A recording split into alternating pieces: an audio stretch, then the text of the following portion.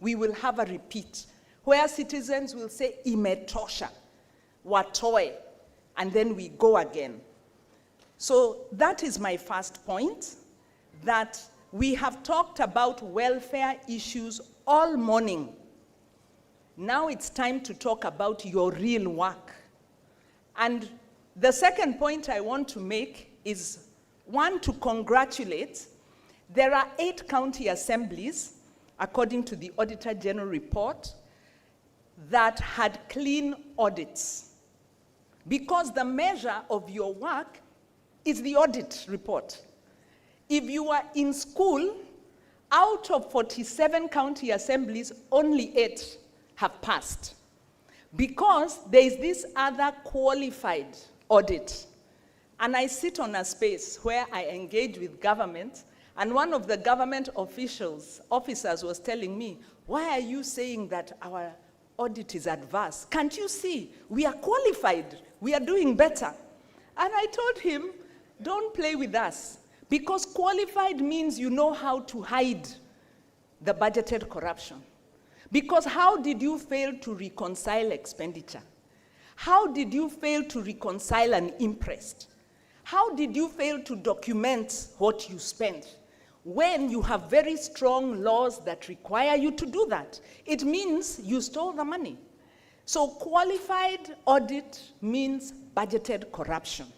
But because of withholding information, the Auditor General can only qualify. They cannot register adverse. So my second point to you, you have done well. You have institutionalized county assemblies, but you better start your work. I am encouraged that we have 8 county assemblies that have a clean audit. We have 0 county governments with a clean audit. That is your work. And you must ask why. Because if you continue as you're going, we will go back to citizens saying, imetosha. So then let me move to my next point. And I was looking at the title. The theme is Resilient County Assemblies, Reinforcing Representation, Legislation, and Oversight. I want to encourage the leadership, and I can't see the SG. The SG is my good friend, and we collaborate in Nairobi County, and we have worked for a long time because we've done work in Nairobi and seen him come up. I want to urge the leadership, please use outcomes-based language, because outcomes-based language shows where you are taking us. It can also be measured. And when you put a title like that, please ensure that then the themes you discuss are talking about representation. Representation means what percentage of citizen submissions made it into the budget. Representation means that your village governance, your ward governance is working effectively. You can measure that. So 10 years on, I appeal to you, please use outcome-based language that can be measured, because there is a lot of good practice that is going on, and you need to internalize so that we stop talking politically, generally. See, we want to go to Singapore. I'll tell you for free, there is no Singapore without outcomes and clarity on what you're doing. The way we are operating, hatuwezi make, because the leakages are too many, and it is you who will fix that system. So please, outcome-driven language, even in your PAC and PIC reports. No more generalities. I'm very encouraged when I speak, and I'm speaking with confidence because I know there are 8 clean audits. And so I'm saying, if nothing else, there are those people who have worked, and so next time we want to have 8 plus 8, 8 times 2, 16, maybe even 30 clean audits. So please make the language outcomes-based. I then want to say, as we discuss devolution, as we discuss devolved governance, what is our context? Our context has changed, and it has become very hostile. In 2009, constitution, devolution agitation started properly 2004, but in 2009, when the constitution making process started, and then the process that the Honorable Mudavadi spoke about, which was the Task Force on Devolved Government, sat. And they sat 2011 to around 2012 and developed the laws. At that time, the biggest risk was political clawback. Will we get strong laws that will allow counties to come to life? And there was a big debate. The World Bank was saying devolution, all services will collapse. Others were saying you can't trust this thing highways make, it will not work. But we were proved wrong. Kenya managed devolution. We didn't manage corruption. What are the risks now? Because it's important when framing this kind of conversation to be aware. These risks include high youth unemployment. And it's youth unemployment, or youth is both potential as well as a risk. There is a demographic dividend for Kenya and for Africa if we can manage our youth, if we can invest in education, if we can invest in food systems, if we can invest in health, we will reap and create jobs, we will reap the dividend. If we do not, it is a ticking time bomb. And we have seen the explosion of youth fed up with governance, and the country cannot grow. Of course, and abductions and killings are not the solution to our youth. We need to ensure that all county assemblies are monitoring the extent to which the budget is enabling the youth dividend. The other big thing, of course, is fiscal space. We are in a debt crisis. In fact, at risk of default over and over again. And then because of the borrowing, the money, the fiscal space is constrained. And that is why you have delayed disbursements. That is why you're then having pending bills piling up. It's part of the reason why. So this fiscal space and the falling revenues, because taxation revenues are falling in real terms. We have deindustrialization in Kenya. Manufacturing is decreasing. Counties are doing very good work at the local level, but overall, more needs to be done. We also have climate change. We've got falling donor funds, and you know this, the money that used to come for health, has been cut. Then we've got Trumpism and global wars, which are pulling resources that we used to rely on. So the context for devolution, externally and internally, is very, very difficult. And so there are two things I want to urge that this meeting can really make a resolution on. On the issue of fiscal space, there is a need for this to be taken as a priority by the meeting and to make a resolution on how will county assemblies respond to this shrinking fiscal space. How will you resolve the issue of pending bills? How will you deal with these? These are the issues that the Auditor General has registered as systemic and recurrent. The delayed disbursements, the pending bills, revenue shortfalls, budgets are not realistic, so they can't be met, the wage bill, stalled projects, hidden debt, contingent liabilities.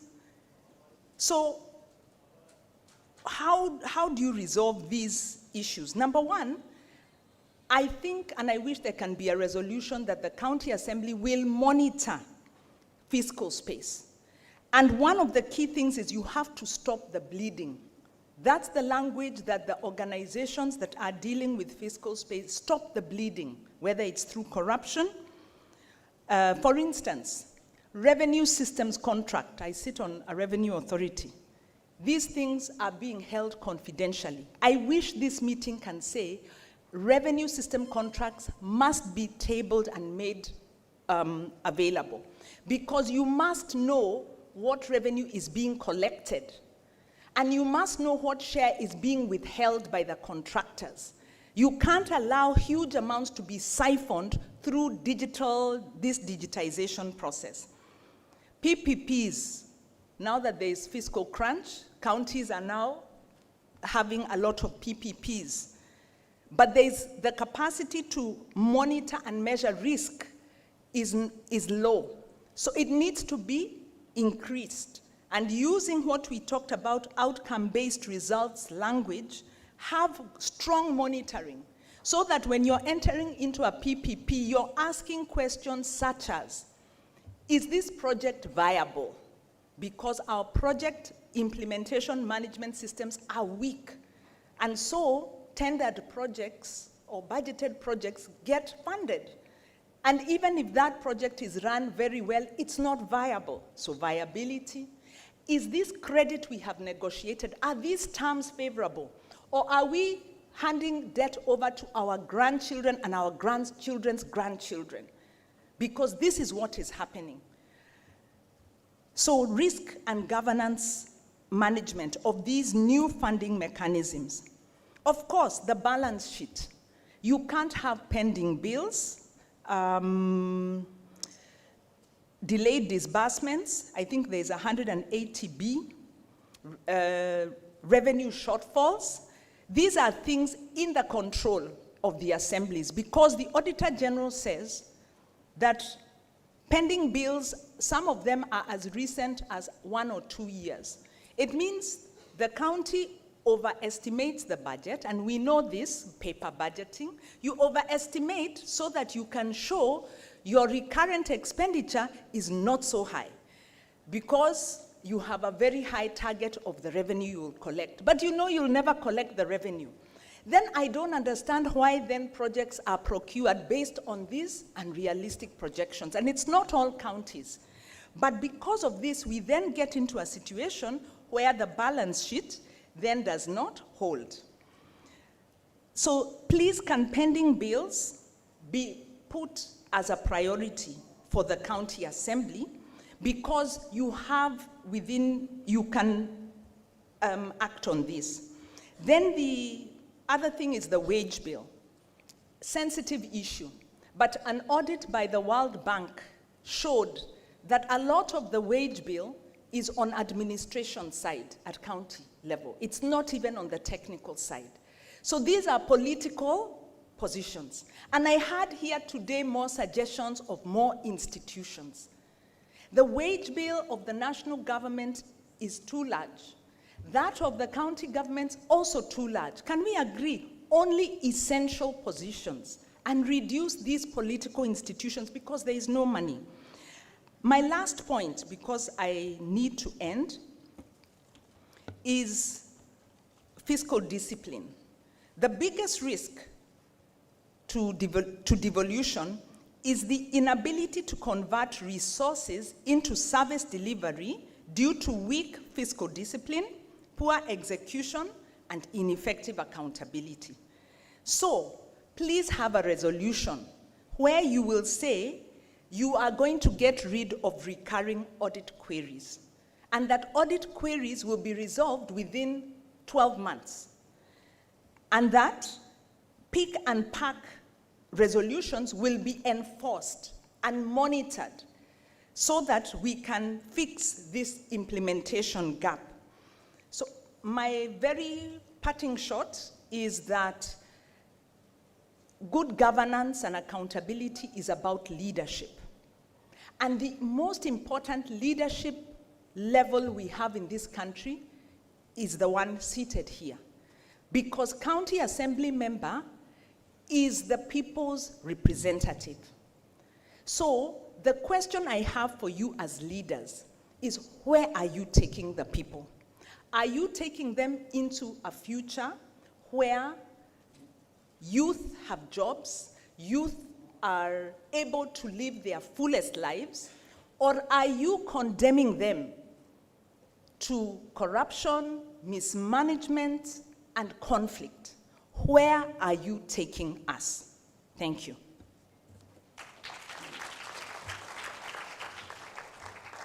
Thank you very much, Wanjiru. She was setting the tone for us as we discuss oversight, when we talk about oversight for members of county assembly, in what context are MCAs operating in? And I think she did a very good job of framing that for us as we start our conversation.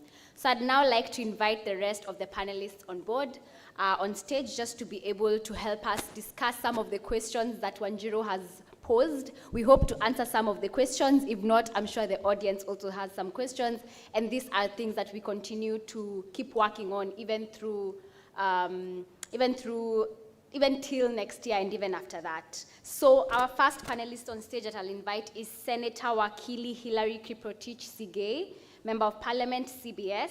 He's the Senator for Bomet County and a seasoned legal practitioner with extensive experience in governance and legislative affairs. He currently serves as the chairperson of the Justice and Legal Affairs Committee in the Senate, and is also a member of the Senate Speakers Panel, as well as the Senate Business Committee. And he also serves as an executive member of the Commonwealth Parliamentary Association. Popularly known as Wakili Sigei, he has over 10 years of experience in legal practice and more than 7 years in management and leadership. He holds a Bachelor of Laws degree from the University of Nairobi in 2005 and a Master's of Laws in International Trade and Investment Law from the same institution in 2014. Through his work in the Senate, he contributes to legislative oversight, justice sector reforms, and the advancement of human rights and the rule of law. Please help me welcome Senator Wakili Sigei. Thank you, Senior. Next, we have Mr. Isaac Nganga, who is the Deputy Auditor General, Corporate Services, Office of the Auditor General, with over 20 years of experience in auditing across both public and private sectors.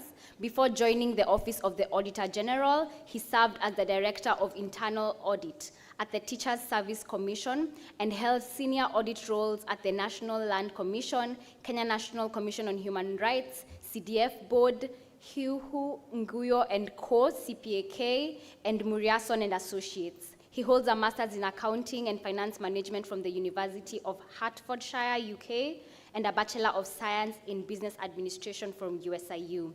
A certified public accountant, he's also a certified fraud examiner, internal auditor, information systems auditor, and risk compliant management professional. He has undertaken numerous governance, leadership, and audit courses locally and internationally. Welcome, Mr. Isaac Nganga. Please help me welcome him. Next, so that we're not just listening to people from other institutions, we also have members of county assemblies who will tell us their experiences in both PIC and PAC. I will first start with Honorable Anne Mulwale, who is a member of PIC in Kakamega County Assembly, PAC. She's a nominated member of the County Assembly with a strong focus on accountability, inclusive governance, and service delivery. She holds a bachelor's degree in special needs education, bringing a critical perspective on equity and inclusion to legislative processes. She currently serves on the Public Accounts Committee, the Education Committee, and the Justice and Legal Affairs Committee, where she actively contributes to financial oversight, policy scrutiny, and the strengthening of governance frameworks. She previously served as the Vice Chairperson of the Public Accounts and Investment Committee, playing a key role in interrogating audit reports and advancing accountability for the use of public resources. Her experience positions her at the intersection of oversight and social policy, with a particular interest in ensuring that public expenditure translates into tangible and inclusive outcomes for all citizens. Welcome, Honorable Anne Mulwale. Next, we have Honorable Seth Okumu from Kisumu County Assembly. He's a member of the County Assembly for East Seme in Kisumu County and holds a Bachelor of Science degree in Public Health from Moi University. He currently serves as the chairperson of the Education, Technical Training, Innovation, and Social Services Committee in the Kisumu County Assembly. In addition, he's a member of the Public Accounts and Investments Committee and Health Committee, where he contributes to legislative oversight, accountability, and the strengthening of service delivery across sectors. Welcome, Honorable Okumu.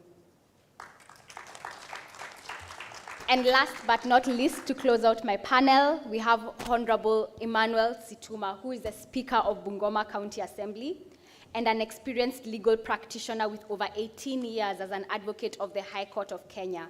His career is marked by a strong commitment to public service, integrity, and advancing the welfare of citizens. He holds a Bachelor of Laws degree from Nagpur University in India, as well as a diploma in law from the Kenya School of Law, and was admitted to the bar before being commissioned as a commissioner for oaths in 2010. Throughout his career, he has continuously strengthened his expertise through professional development programs organized by institutions such as the Council of Legal Education and the Law Society of Kenya. In addition to his legal background, he has undertaken extensive training in leadership, governance, and public administration, both locally and internationally. He has also demonstrated a strong commitment to community service, serving as a legal advisor to key institutions such as Lugulu Mission Hospital and the Catholic Diocese of Bungoma, contributing to education and civic initiatives. Welcome, Honorable Situma. Okay, we have a full panel here, and as Wanjiro set the context for us, I think I'll sit down now. I hope you can hear me. Can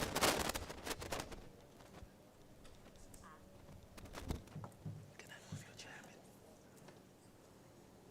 There you go.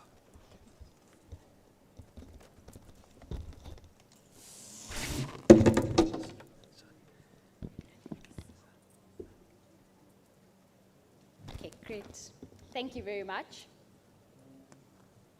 We'll start with Mr. Isaac Nganga, who is the Deputy Auditor General. A lot of financial reports, compliance reports, but what about performance audits?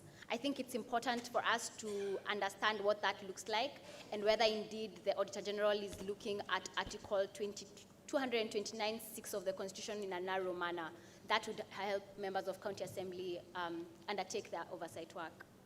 Yeah, thank you very much, Sylvia, and appreciate me in this forum and see the greetings from the Auditor General and the media.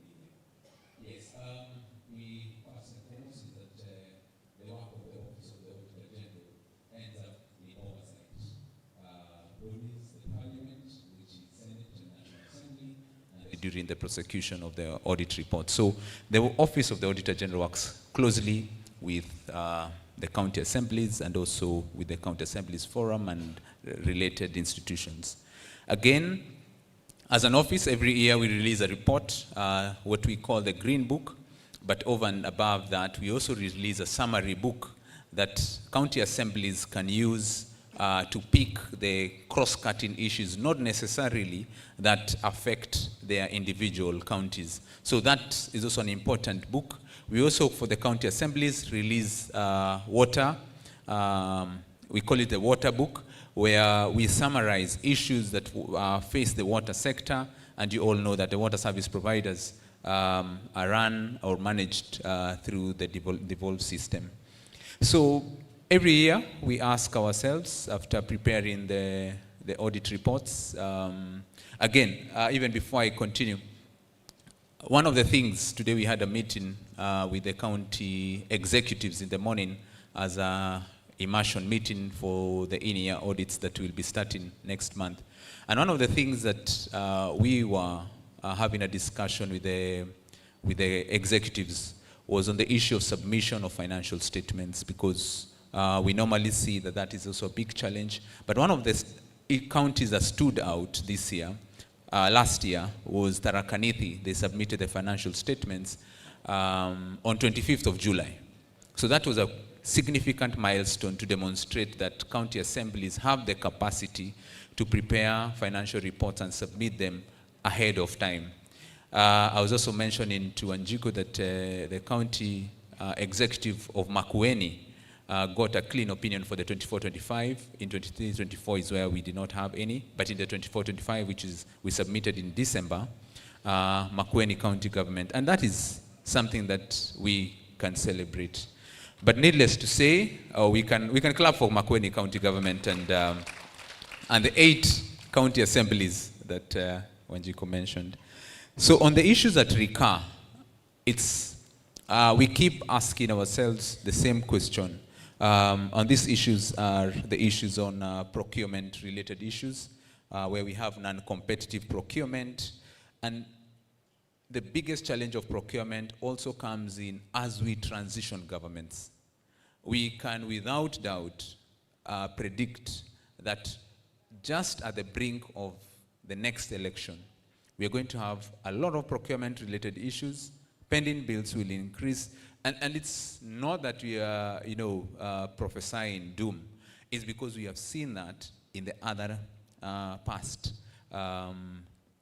audits that we've done, that any time we are changing over our government, you find there's a sense of throwing caution to wind, and then you find there's non-competitive procurement, then leading to non-payment because maybe the incoming government refuses to pay, and then we left with huge pending bills. Contract variations without adequate justification. We also have service delivery gaps despite approved budgets. We find projects, in the office we call it design thinking, where we ask, before you start, what is the end game with this project? If you're doing a health facility, have we projected that we will require doctors, nurses, and supporting infrastructure in the 3rd or 2nd year after we have the same is done? Equipment procured but not functional. We have budget absorption not commensurate to service output. And this is a case where, yes, the control of budget will continuously report there's a huge uptick of the recurrent budget, but low uptick in the development budget. And you find that even in development, normal development, you'll find that even then when we start the development budget execution, you find the necessary monitoring and evaluation funding will not be available to monitor. We have the issues of project implementation delays and stalled projects that cut across and they scatter the whole country. And one of the things that we've seen successive governments do is issuing circulars on commencement, not commencing new projects, but as politics will have it, as our legislatures, our county assemblies will have it, or even the national government side, you find we start multi-year projects without finishing what we had started. So we have projects that cut across this country that have not done, money has been sunk, and citizens are not then receiving value for what has been invested. We have idle and abandoned projects, and the other issue that comes up very often is the issue of weak financial management. We are currently transitioning from cash basis to transition. This year, we had a pragmatic approach where we were lenient in exercising IPSAS 33, which is the transitional standard. And even with that, we still find that even with the guidance of the National Treasury on how to undertake the transition from cash to accrual, we still are having challenges. And it's an area that the county assemblies also need to check, because in the 3rd year, when we transition the assets, it's almost certain that we'll not have any institution with a clean opinion, because if we did not deal with the assets in the defunct local authority, which were under the Intergovernmental and Technical Relations Committee and that were being transitioned, then the open imbalances will obviously then have a problem. So county assemblies can start putting pressure on the executive to make sure that assets that we shall transition next financial year, then we start working on them if we want to see that there's proper accountability. There's also weak performance monitoring, like what Wanjiro said, lacking indicators that are outcome-based. We're looking at output. But that is what now is causing the lack of, the disinterest of the citizen or lack of confidence of the interest of the citizens, because then the issues we are reporting are not issues that respond to the fears and the challenges that they have. You've talked about the issue of performance audits. Yes, just let me conclude on that. The issue of performance audits, largely in the recent past, most of the performance audits have been national government related, but we have a significant number of, this year we have almost 12 audit reports that are county-based, and we'll be sharing the reports with the county assemblies and the county executives and also the national government, because the way to go for us as an office is not looking at, yes, it's good to look at the opinion and the conclusions that are in the Auditor General's report, but it's to look at areas where service delivery matters to the citizen, and that's when performance audit reports will have a key, will be a game changer. Thank you very much, Sylvia. Thank you very much, Isaac. And I think we'll get back to you on that matter of performance audits. But now I'd like to move it over to Honorable Anne Mulwale. Tunataka kusikia kwa ground venye vitu ziko, especially in park. So Isaac has spoken about different issues that come up from the Auditor General's reports. Some of them are issues to do with procurement, but some issues deal directly with service delivery, things that touch at the heart of the matter of devolution with regard to service delivery. As a member of PAC, how do you distinguish these two?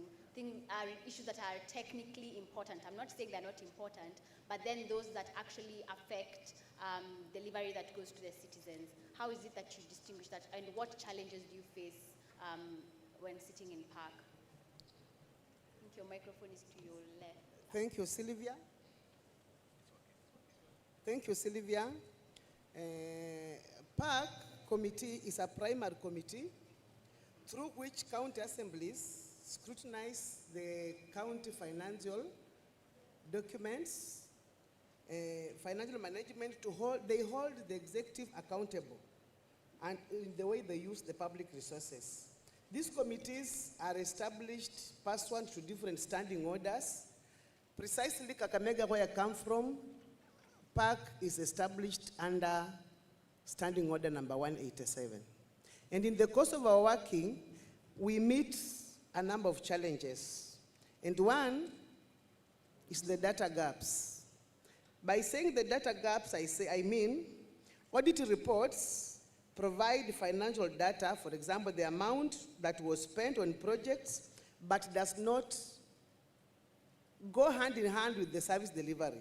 For example, the drugs were procured, but did they reach the hospital? Do we see the outcome? So you find that maybe the drugs that were were procured, but only 40 or 70% can be seen. The system, they are not easily tracked in the system, but they were procured. So you find that the connection between spending and outcome becomes unmeasurable. Two, there is also the audit report structure and language. It also becomes a challenge. Audit reports are technical and finance focused. You find that committee members strain connecting this to service delivery because it requires analytical effort in perusing the evidences. And at times it is difficult to get these evidences from the management. And in some cases, not all committee members can make these connections. Another challenge is time and resource constraint. The annual audit report is extensive. You'll get it more than 200 pages or more. So it needs thorough and full time to understand it and exhausted, but the committee often has limited sessions. So you find that they're just skipping it. They don't actually exhaust it thoroughly. And therefore, the analysis is normally done during the very limited time. Another thing is departmental resistance. When a committee requests for the management response and supporting evidences to connect to the audit financing, the management, in most cases, they are reluctant. to provide this information at the right time. We'll find that the procedure has gone, the audit has finished, then now during interrogation is when the management now provides the evidence. Then we ask them now, what was hard to provide these documents at the right time so that we avoid this management, this audit query? They normally provide the evidence long time ago when the process is long gone. And that one makes it hard, and then at most times, you will find that the management looks as PAC as confrontational. Yet, PAC is just doing their duty as a watchdog committee. Another thing is sequencing and accountability. Given the nature of annual report reviews being done in the following year, immediate corrective action to the gaps identified may not be possible. And that's why you find an audit query has been handled. The PAC committee has given its recommendations, but then the buck stops with the implementation. Implementation is not done. Come the following year, again, the same audit query is repeated. Then again, we start the same, and it's just the same figures, the same question, and then, so this raises a question whether the committee aim to, in addressing the time problem, or look into the past issues. So you see, we'll just keep on looking at the past issues. Then another one, finally, it is actually important that the responses, when they are being given, the management give the responses and the documents so that evidence is seen. Thank you so much. Thank you very much, Honorable Mulwale, for outlining that, and I especially liked what you said regarding the issue of the resistance that you get sometimes, and I'll link it very closely to the question I'll ask Honorable Seth Okumu. As a member of PIC PAC Implementation Committee, we've heard of why the challenges that are faced, especially in PAC, but why is it so difficult to link these recommendations for the committee to actual service delivery outcomes? And especially for the implementation committee, how then do you link oversight activities, how do you link oversight activities to budget cycles so that it's a whole flow? It's not just that everything is very separate and everything comes together and just ensure that there's performance also for the county executives. Thank you so much, Sylvia. Allow me to repeat my name, Seth Okumu from Kisumu County. And allow me to also say that the primary oversight role of county government rests with the assemblies. And if only the Senate can work closely with the assemblies, then the cries about governors would really reduce and the prudent use of resources would really be enhanced. The question is, why do members sit in the assembly for hours, make their submissions, pass a resolution, and then those resolutions are not implemented? And there are a raft of issues. And I'll pick some of them. I think I'll talk about at least 8 or 9. One is sometimes we pass resolutions that need money, and that money is not there. For example, when an audit report says, you know, you have this facility that you consider to be a sub-county health facility in the level, and should be having this number of doctors, this number of nurses, this number of clinical officers. And we are recommending that this facility either be degraded or you employ staff. And then we go back and realize that they are speaking what we already know and recommend that these people be employed. And then when you go to the budget, you don't find money now to employ these people. So you have a very good resolution, but finances are not available for them to be employed. Two, just related to that, sometimes the finances might be available, but as at the time of making that resolution, it was not in the budget.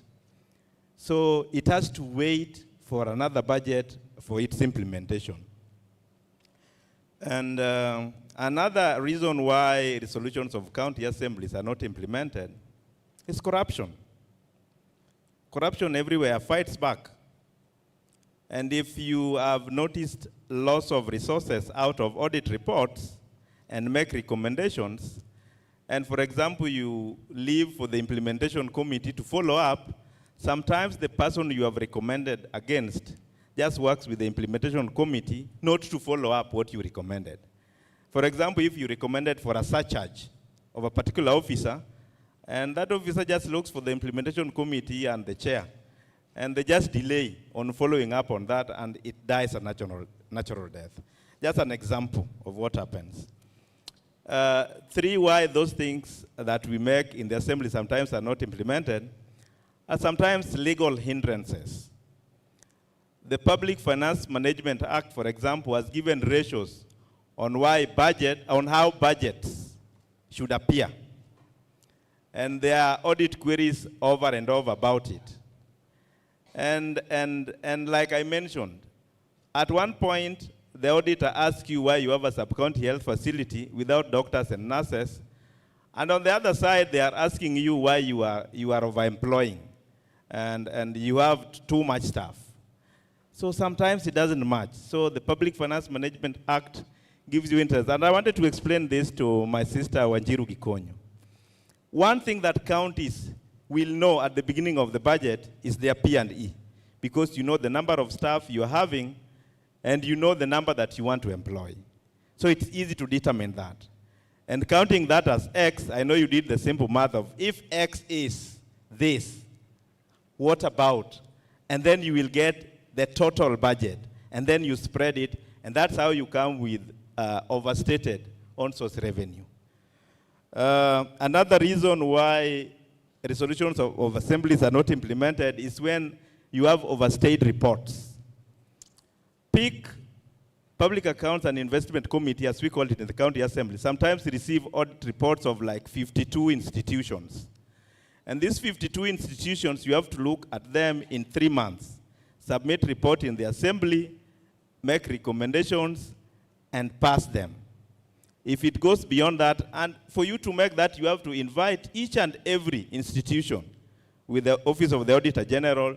You sit in a committee meeting, you listen to their submissions, and you either agree with their submissions or reject, so that a matter is either resolved or remains unresolved or partially resolved. That process, if you're having 52 institutions, takes time. And sometimes I think the 3 months that is provided for by law is too little for county assemblies to go through all those reports. And sometimes by the time the report reaches the assembly, it has overstayed beyond the legal frameworks provided. And that reason, it's hard even to follow up on those recommendations made on such reports. Again, some reports that we make in the county assemblies are very vague and have no timelines. A report saying that the county executive should submit a report to the assembly as soon as possible. Who is county executive? And as soon as possible is what time frame? So when you have such resolutions in county assemblies from committees, then it's hard for the executive to implement. And even if they want, they have all the leeway to implement them when they want, and they can always use that for the delays. And as I finish, there's uncoordinated committee operations as well as the departments. Just like we have said that, when the Pick and Pack Committee recommends for employment of staff, and this should be conveyed to the health department to make request to Public Service Board based on an audit report. But sometimes when the Public Accounts and Investment Committee is done with their report, and it's not conveyed to the department or to the Committee on Health, then sometimes that uncoordination makes some of the resolutions we have in the assembly die at the committee level, or just they make the ayes, but after that, it's hard to follow up on them. And lastly, is on autonomy of assemblies that we've cried for so long. When resources that feeds you come from somewhere, and you have recommendations against this person, it's hard to push them to implement them. And the executive for so long was using that in starving the assemblies so that they don't follow up on some of the resolutions that they make. And we are coming into solutions with that because it has been agreed in principle and in law that assemblies need to be autonomous and get their money so that they can have effective oversight, so that they can follow up on the resolutions that they are making at the assembly level. What can we do to improve on all those I have mentioned in my statements? We must have coordinated committee activities. The committees of the county assembly must coordinate in their resolutions, and each committee should know what the other is doing and how they are responsible for that. 2, we should work closely with other partners. We should work closely with the public. We should work closely with civil society organizations so that we improve on following up on some of these resolutions. If a particular community had wanted to have a water point and you had resolved that they be given, I think the Department of Water needs to know, as well as the committee, so that they budget for it and they also follow up on it. Otherwise, thank you so much. Thank you very much, Honorable Okumu. I think that was very powerful. I can see you even have a round of applause. You can give him the full round of applause. Great. Now moving on to Senate, which we will consider a big brother in this case. Committee audit reports from the county assemblies, from the county governments rather, also come to the Senate. And from Senate's view, from Senate's vantage point, if I could actually say that, when you see these audit issues, what does that tell you about service delivery, about the breakdown of between oversight and actual service delivery? And for Senate, what does effective oversight look like? I think we've seen a lot of discussions recently on oversight in the Senate, and perhaps you would want to comment about that. But just for county assemblies to learn, I would say in this case, what could be borrowed? What do you think Senate can share with regard to effective legislative oversight? And then perhaps just to also add to that question, to be a multi-layered question, how then do you ensure that Senate's recommendations are actually cascaded down to counties? That the recommendations made, because you've just heard from what Honorable Okumu was saying, that sometimes even the recommendations from committees themselves are not implemented at the county. So how would it be different for Senate? Welcome, Senator. Thank you, Sylvia, and thank you, my colleague panelists as well, and the honorable members who are present this afternoon. Sylvia, allow me to just set some base a little bit. I came in here when the Prime Cabinet Secretary was addressing this conference. And he read, first of all, his presentation. And then there was a speech he gave after what he read.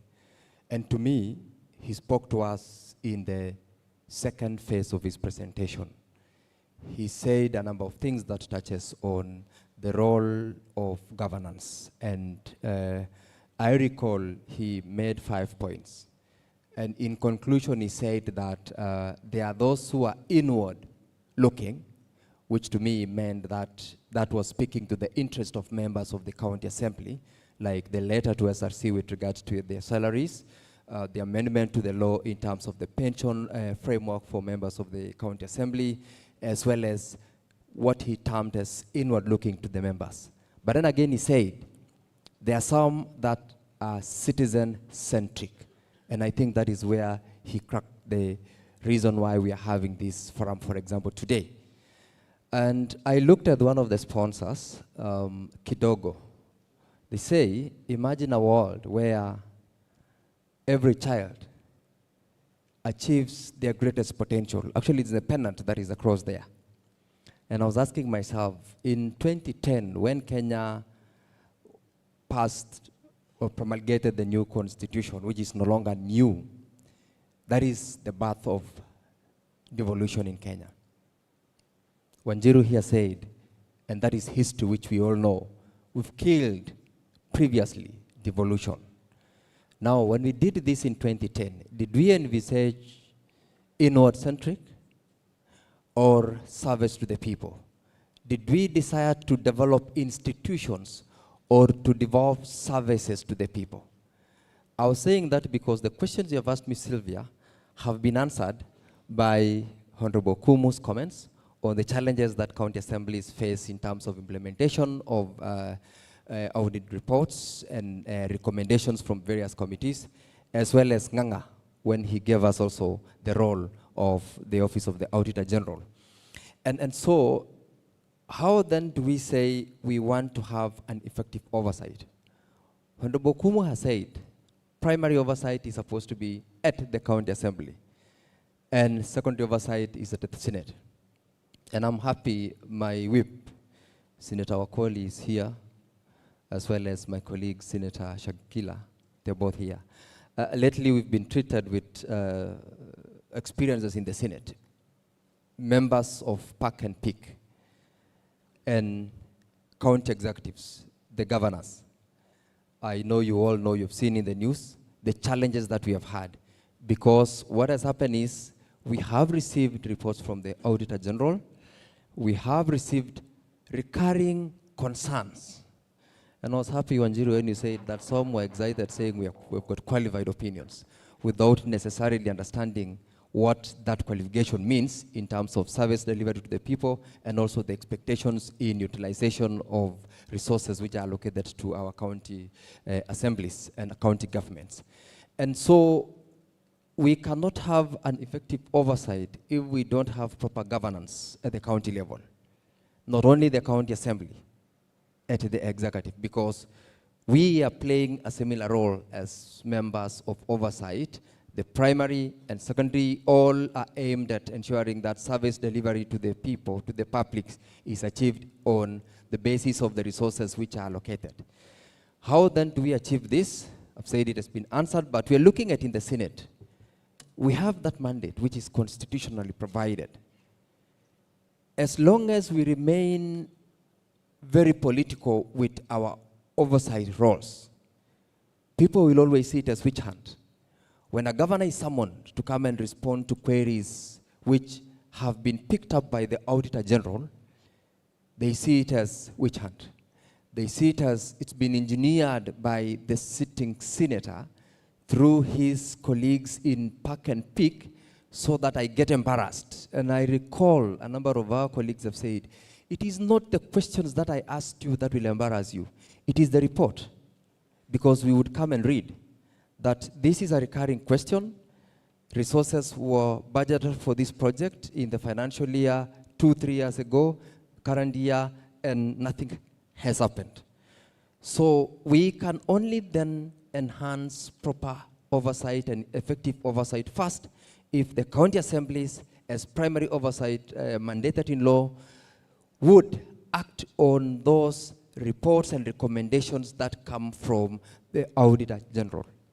Unfortunately, and I must say this because I oversight a county government that's called Bomet. And on 2 or 3 occasions where we have had the governor appearing, the chairperson of PAC and chairperson of PIC from the county assembly, number 1, do not appear. Number 2, do not even know, or rather they are not aware that a certain report has been released. What Nganga told us, the water book, the green book, if you don't know that this report exists, it's absolutely impossible for you to conduct an oversight. That is one challenge. And 2 then speaks to the question of whether it is capacity that we lack, or the goodwill, or sensitization. Because when you don't know that this is your role, you definitely cannot do it. And therefore, part of what we might have to do is to reach out and establish whether our colleagues at the primary oversight level indeed understand that when you raise a question and ask the executive, it is not political, it is not witch hunt, but instead you are implementing or you are following through a report that has been issued. Secondly, the other thing which I'm seeing you are checking on me, so I need to just respond to the second question. How do we cascade these reports from the Senate to the County Assembly? We have had a session. I chair Justice and Legal Affairs and Human Rights Committee of the Senate.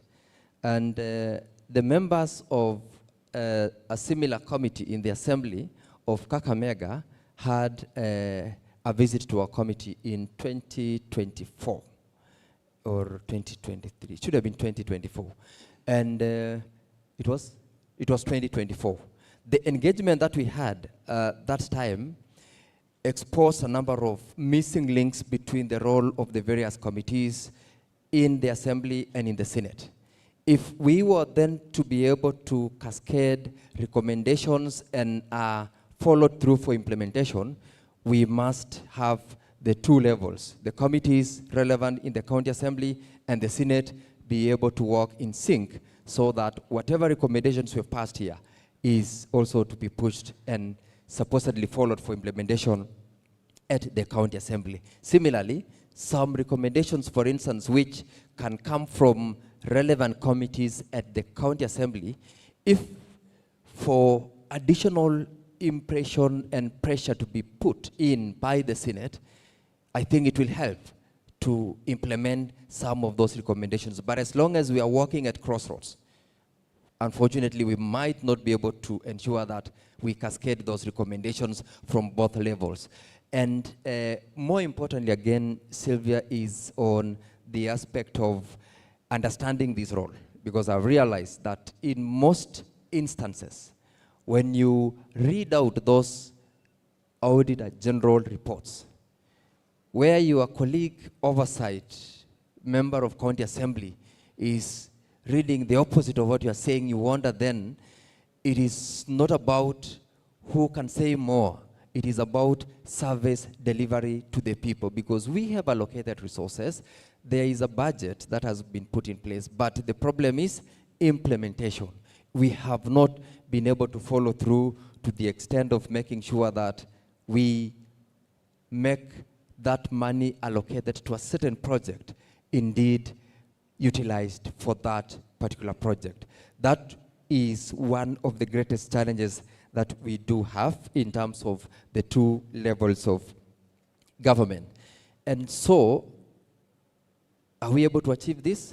Yes, but the biggest challenge is corruption. The biggest challenge is politicizing service delivery to the people, where someone would want to own and known to the rest of us, these are resources which have been allocated through the shareable revenue of all counties to serve the public, to deliver on the services. If only then we were able to follow through some of those recommendations, because another challenge which we have in a number of recommendations that the Senate has made is there are other institutions outside the legislature.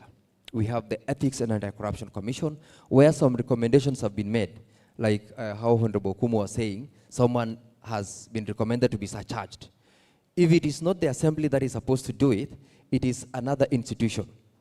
If that third-party institution is unable to do it within a certain timeline, that will definitely lapse. And that is why we have got recurring audit reports year after year. Secondly, if those institutions are either compromised or we are unable to communicate and work in sync, it definitely means we cannot cascade those oversight recommendations, nor are we able to follow those institutions to make sure that they implement. And lastly, a number of them always complain of financial constraints. Same case as what Okumu was saying, where I have already made a recommendation that we need to have additional doctors to be recruited. The County Public Service Board have no resources to do that, and therefore it will recur in the subsequent financial year as an additional audit query, and so forth and so on. Thank you, Sylvia. Thank you very much, Senator. We appreciate your insights. Powerful insights. You asked whether it's capacity, whether it's sensitization, or is it goodwill? And I'd like to hand that over now to Honorable Situma, Speaker of Bungoma County. You hold a leadership position within the county assembly, and it would be important for us. We've heard about the challenges, the recurring issues that have come up, but how does the institutional leadership of the county assembly ensure then that effective oversight is a key, not indicator, but a key output of the county assembly? We've been told not to talk about outputs, but outcomes. But in this case, how does the leadership of the county assembly ensure that oversight is linked to performance management of county executives? Thank you, Madam Sylvia. Allow me right on the already existing protocol so that we spend less time on that. First and foremost, let me speak about the challenges that the county assembly face in our course of discharging duties. Number one is the issue of their remuneration. what happens when the first assembly was in place in 2013, MCAs were getting 89,000 as their pay. Now, compare now to what they're getting to the tune of 144,000. At the National Assembly level, the MPs get 75% of the president's salary. At our level, for MCAs, they get 24% of their salaries to the governor's salary. Now, what happens to a situation where you have an MCA getting 144 with the share, with housing levy, and a negative pay slip, facing voters to oversight a governor with 16 billion? It's a challenge. So what we are saying is that improve the salaries of the honorable MCAs to be able to oversight the governors. Because in such a situation, the body may be willing to oversight, but the mind and the way things are, they can't. So we are urging that you've had some good improvement from 2013, but up to now, with the job revaluation and like this new grading, let's have improved salaries for the honorable MCAs. And to make where I sit as the speaker for the second term, we have provision in our assemblies. They're equal to task, and some of the honorable MCAs sitting in this hall, their awards are bigger than some of the MPs' constituencies in this country. Their winning margin is more than a whole constituency in this country in terms of the population. So we are saying at least let them improve their welfare of the honorable MCAs. Number two is on the issue of the autonomy of the assemblies. We are the senators are here, that at least now the speakers and the clerks we can breathe. In the last assembly where I was the speaker again, we could physically chase the CEC finance or chief of finance to approve our payments. So in such a situation, the government could just ask the CEC to disappear. No salaries, no allowances. And you expect the same MCA to oversight a governor whose CEC has gone missing to approve your payments. So I think with this autonomy, we want to be complete, where our clerks and P4 goes to the COB for approval and payment. No more chasing the CEC finance or chief officers to approve our payment. With that, it will become easier for us. Number three, as a challenge we are facing is we need to have enhanced budget for oversight purposes, fact-finding, fields, and benchmarking. Because budget tracking can't be done in the office. You must go to the field, see what was budgeted for, and verify the project being done. If there's no money for budget tracking to go to the field, it becomes a problem. I'll give you, for example, a ward like Durpi in Marisapit is bigger than Mombasa County, Vihiga County, Nyamira County in terms of size. And you expect that MCA from that area to walk around that ward to verify the project being done by the governor without facilitations. So we want more funding for enhanced budget oversight activities in our counties. Thirdly, we are pleading again, because this is the first time I'm asking this. Let's have seating allowances for the honorable MCAs. It's important. For one simple reason, in the last assembly as the speaker, when I used to have sessions, toward the elections, I could have at least a quorum and a transact. Now, with no seating allowance, foreseeing a situation in the Senate, National Assembly and assemblies, no quorum for transacting. I'll give an example. An MCA from Saikuru to Kitui County Headquarters is 107 kilometers. Going one way to be there for 5 or for 2 hours and going back home does not make sense. Or Kongoni Ward in Kakamega County to Kakamega Headquarters is 95 kilometers one way. Now going and coming back we are talking of around 200 kilometers. So when we have such a situation with challenges, definitely they won't come to the house. They'll be coming on a day you are sitting morning and afternoon, finish and go again next week, again they'll come back. So with enhanced sitting allowance, it's good for them so that they come. Now, on the capacity building, as an assembly, we've spent part of our money on the capacity building. But the challenges we also have is very interesting.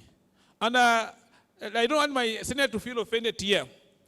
When he was elected as senator, with his colleagues, they were taken for training in Mombasa here for 1 full week.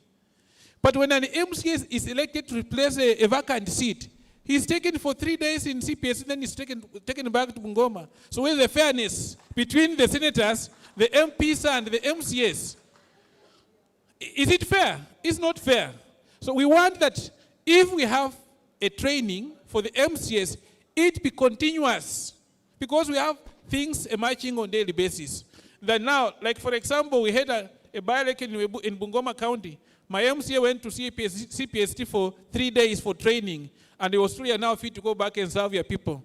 Vis-a-vis the MPs who won the by-elections were taken to Mombasa for more than 1 week and a half for training and capacity building. Where is the fairness? We are doing the same jobs, legislation, oversight, and representation. So with such scenarios, we are handicapped. Then, perhaps, Honorable Situma, just to redirect you back to the question regarding the office of the Speaker, just in about 2 minutes. Yes, as a Speaker, you must inspire your people to work well. Number one, there must be accountability, transparency in your work. For example, in my assembly, I see that my 100 MCAs call for training. I've taken the chair of the committees to ICS for training. I've taken MCS, Park Committee, Implementation Committee, Legal Justice were in the Senate recently, budget, they have been taken for training. Equally, professional MCS like the lawyers, professional MCS like CPAK holders, I pay for them to go for those trainings so that they keep on learning what is in the field as they're doing that work. So we budget money for training for all of them in capacity building. Equally, at our level, we do things transparently. If there's an issue, we talk openly and they see what you are doing so that they understand that what you are doing is meant for the welfare of the assembly. Then importantly, when you are doing public participation, the public is given that at least their share of giving their views. If you've been of course, in Pungoma we have the Pascal Nabwana Hall, where the public comes to give their views from the assembly headquarters. From at least every ward, they pick at least 2 people to come. Then we have the day for the stakeholders to come and give their views at the assembly level. Thank you. Thank you very much, Honorable Situma. A round of applause for the panel. I'd kindly ask that if there are any questions, perhaps, CAF Secretariat, if you could help us take the mic round. I see several hands up. We'll start here with this at the front. Please raise your hand so that I can just map out who is. I can see there's the first lady here, and then 2, 3, 4, 5. And at the back, 6. I don't know, do we have a roving microphone? Yes, we start here. Kindly, we start here. Yes.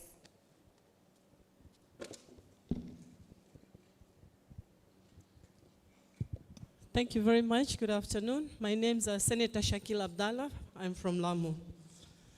My question is to the MCAs. I have heard a lot of them saying about the summary books, the green books, but there's one issue which is a big elephant in the room about the pending bills. We do pass budgets, and there are pending bills every year which accumulate. As MCAs, what do you do to ensure these pending bills are paid, or maybe they are reduced to a certain level? Because the governors don't care. They accumulate pending bills. They know after 5 years they're leaving. They're just there, and they keep on recurring. Now we are having about 163 billion pending bills as of December 2025. So I want to know the MCAs exactly what do you think of reducing these payments, because it's part of your oversight. And you're the ones who are passing these monies to the governors every year. Do you really check how this money is being used, and how are these pending bills being recovered?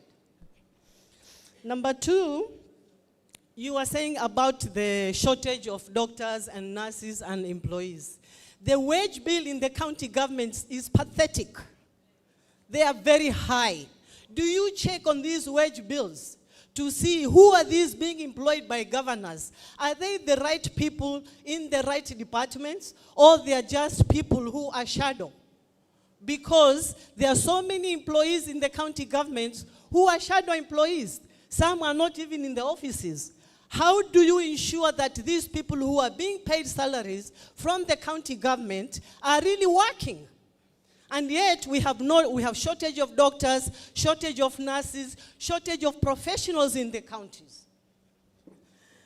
The tracking of the implementation of the spending, also this is part of oversight. Who is supposed to see that these monies which is spent is being implemented? Yeah? So, I mean, oversight issue has nothing to do with your salary. We know maybe you're underpaid. You have all the right to fight for your rights to be paid equally the way you believe you should be paid. But that does not stop you to do your work. Thank you very much. Thank you very much, Senator. We can collect the questions, then have them answered at the end. Yes, the gentleman. Then there was another hand next. Thank you. My name is Vincent Atsiaya. I'm the minority leader of Vihiga County Assembly. Maybe to do a reaction to what Honorable Senator said about the pending bills, and then I'll raise my concern. You know, as County Assembly MCAs, we have a lot of causes of pending bills, and you need to understand that. First and foremost, when we are doing budgets, and they project on-source revenue, they project.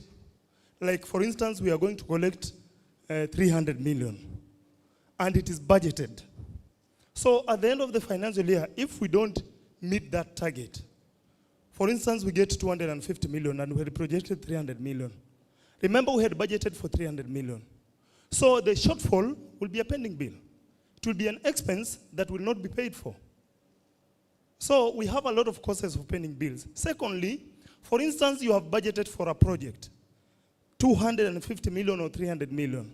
At the end of the financial year, the contractor has not done 100% of that project. You cannot go ahead and pay the 100% because the project is not yet complete. And in our county governments, most of these contractors that leave projects or abandon projects are the contractors who don't have 100% capacity. So you find that at the end of the financial year, you have paid like 20% or 30%. The remaining percentage will obviously go to a pending bill. So you can in one hand blame MCAs that why are we having pending bills, but we need to know the causes of the pending bills. And it will be prudently understood if we have a session like this one. So that once you raise these issues, we are able to respond to them. Because I'm a ranking member of the Assembly. I've served since 2013. In 2013, 2017, I was a Vice Chairperson Public Accounts Committee. 2017, 2022, I was Chairman Public Accounts Committee. And some of these queries were recurring. Secondly, one of the biggest causes of pending bills is spending outside the budget. You have approved the budgets, but along the financial year, we will have some expenditures that will be incurred by the executive, and they were not in the budget. They will be prioritized, they will be paid. And they were not in the budget. When they bring the first supplementary, they will want to regularize them in the first supplementary. But remember, an expense has already been done. So automatically, that will be a pending bill. Now, to my... I'll only limit it to one. Yeah, it was only one. I was only responding to and reacting to Honorable Senator because she seemed to have blamed MCAs for the pending bills.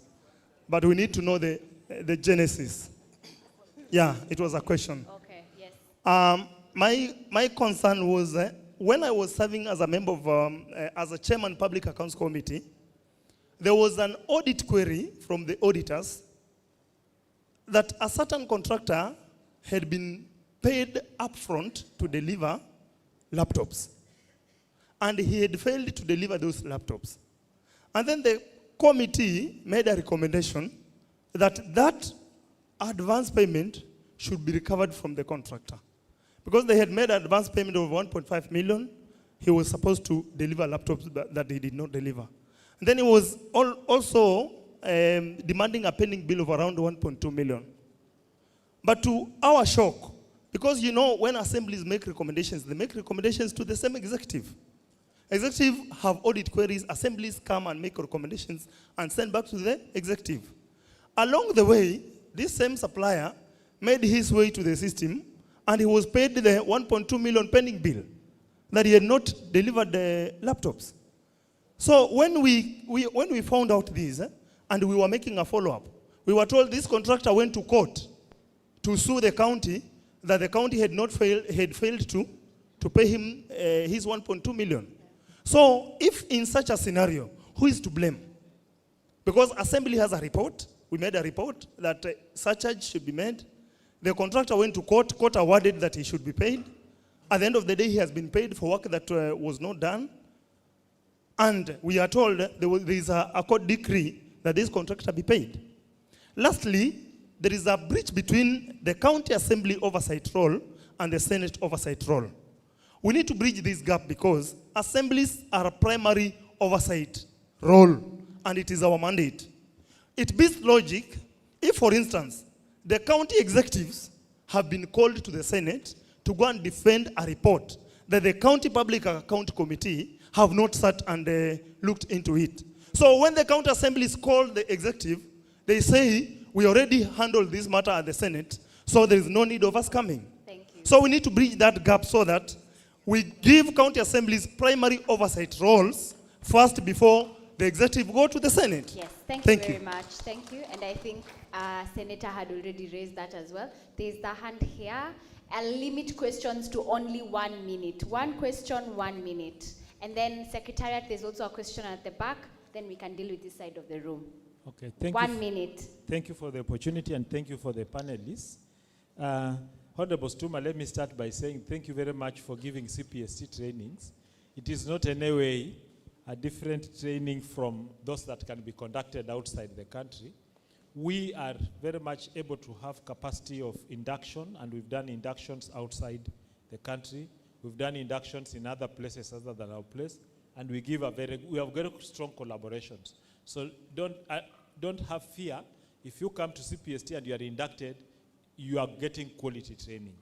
And just secondly, on the oversight, CPST has a very, very good training on M&E, especially to track implementation of resolutions passed by various houses. So I think that's a good thing that we can pick it up to help oversight space in the country. Thank you. Thank you very much, CPST. That's the Center for Parliamentary Studies and Training. We have taken note of that. There's a question at the back. Then we'll come to you, Madam. Thank you very much. My name is Dorcas Mlugu from Taita Taveta County. I represent the people of Ronge. Ronge is in Mwatate sub-county.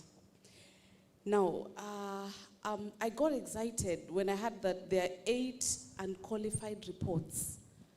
How I wish we could know those county assemblies, because I don't think Taita Taveta is one of them. You know, I love speaking the truth. It cannot be one of them. Thank you.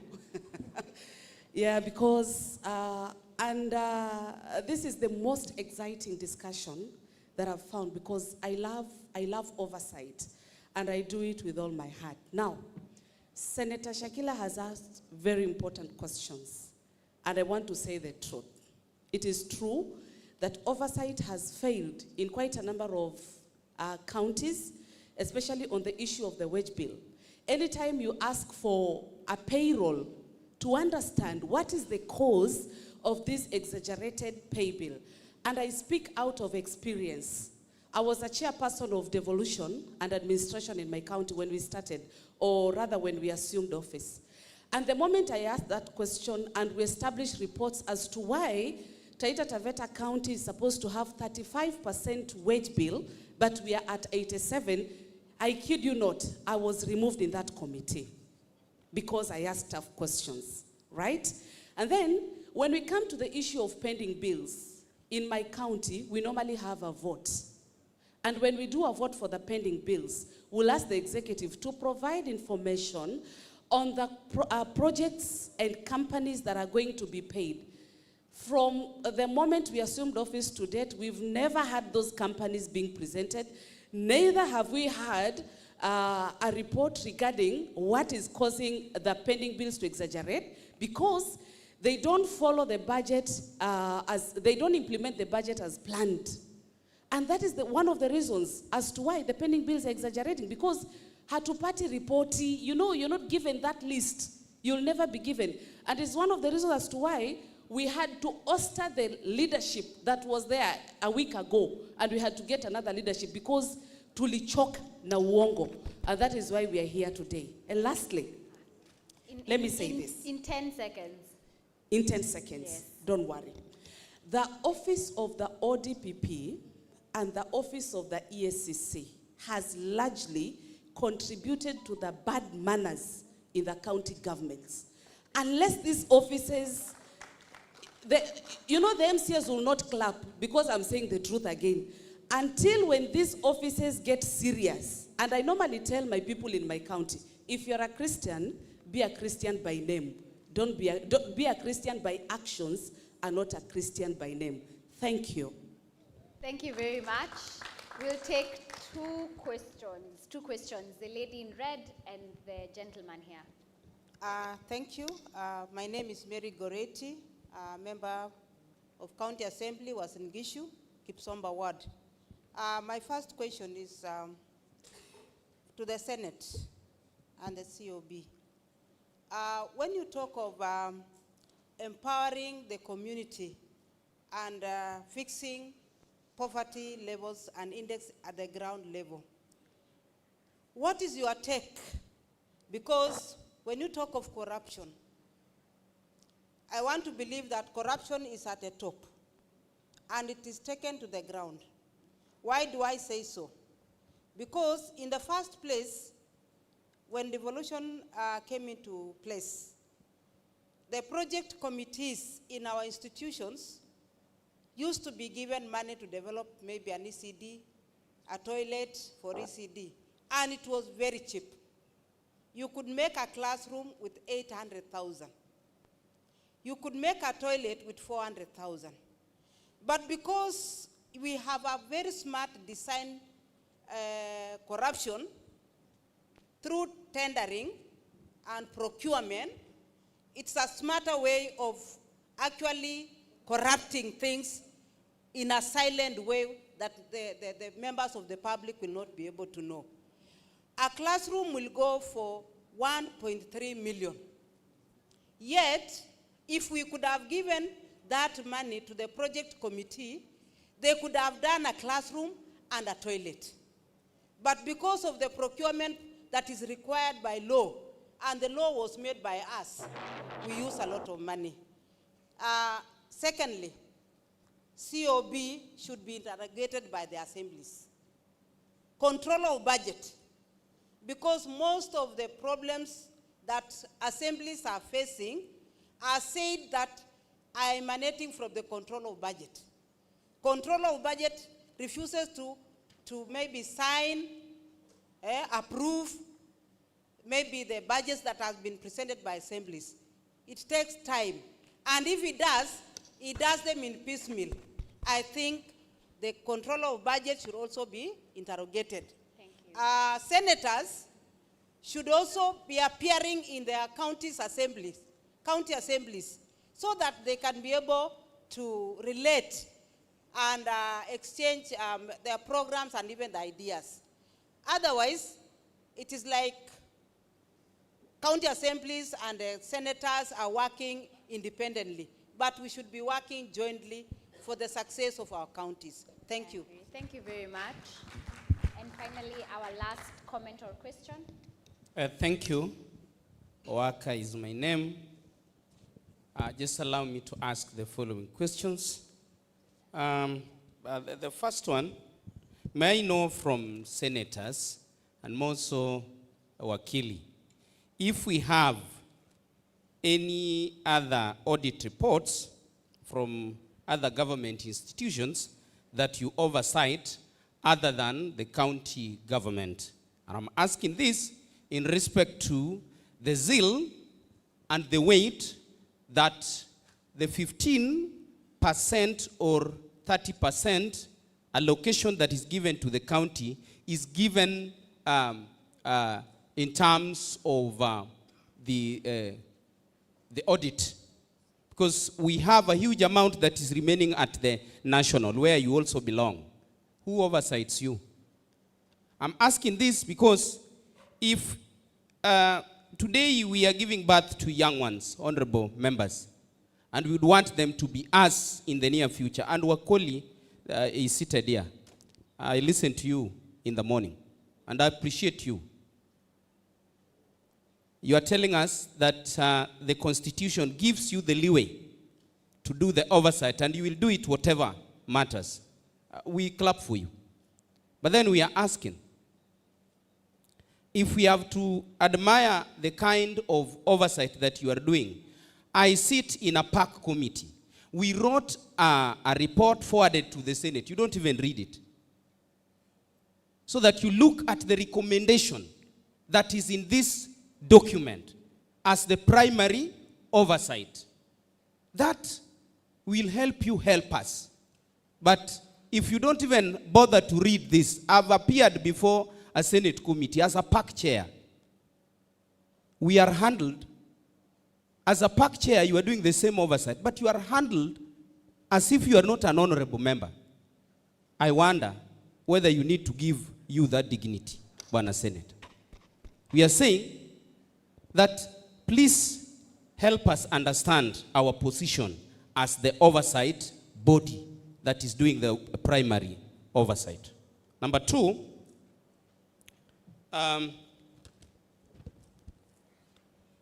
I want to agree with, and this goes to the Auditor General.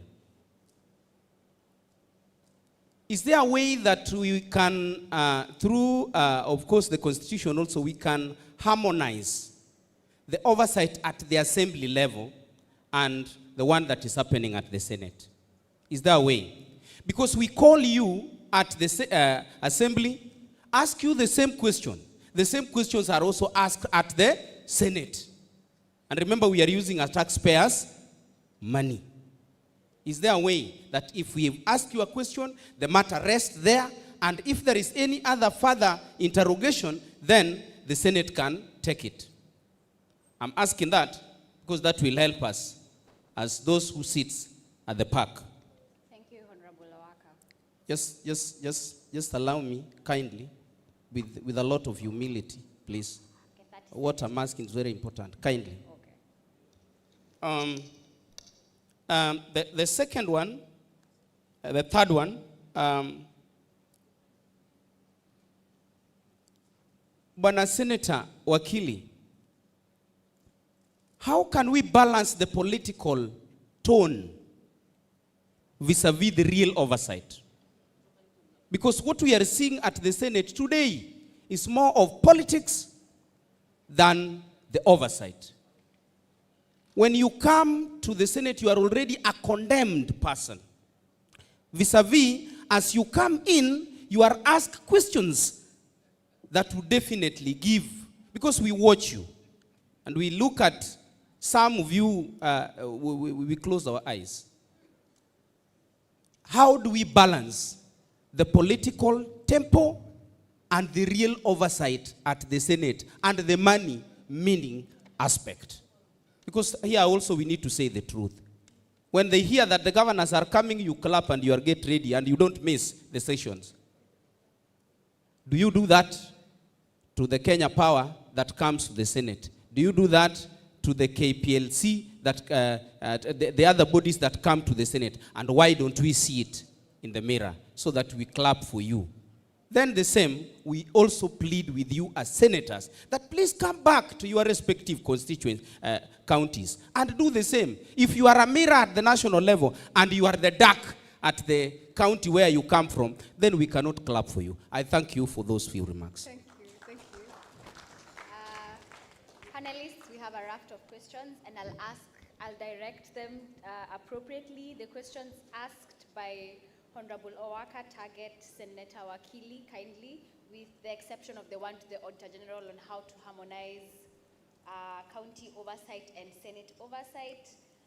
The question from Uasin Gishu regarding corruption, I would also direct it to Wakili and the Auditor General if possible. And then the questions on pending bills, Honorable Ann Mulwale, Honorable Situma, Honorable Okumu, and then and ask each panelist for 1 minute to just close it up with some closing remarks. I'll start with you, Senator.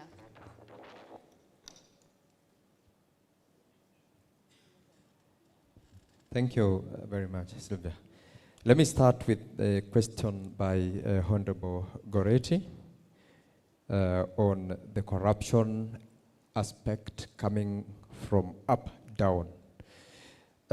Corruption is corruption. I don't have a better term to describe it, you know it. And it cuts across. As to whether, as I had said earlier on, when we set up a devolved government, it was not about devolving corruption.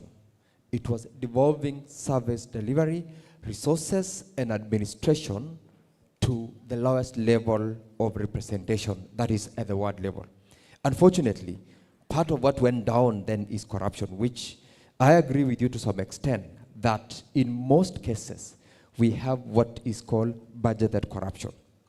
From the time you are working on the budget to the level of implementation. Interestingly, you've talked about in your county, 1.3 million shillings is sufficient to construct an ECD classroom and the auxiliary facilities, including a toilet that serves the learners.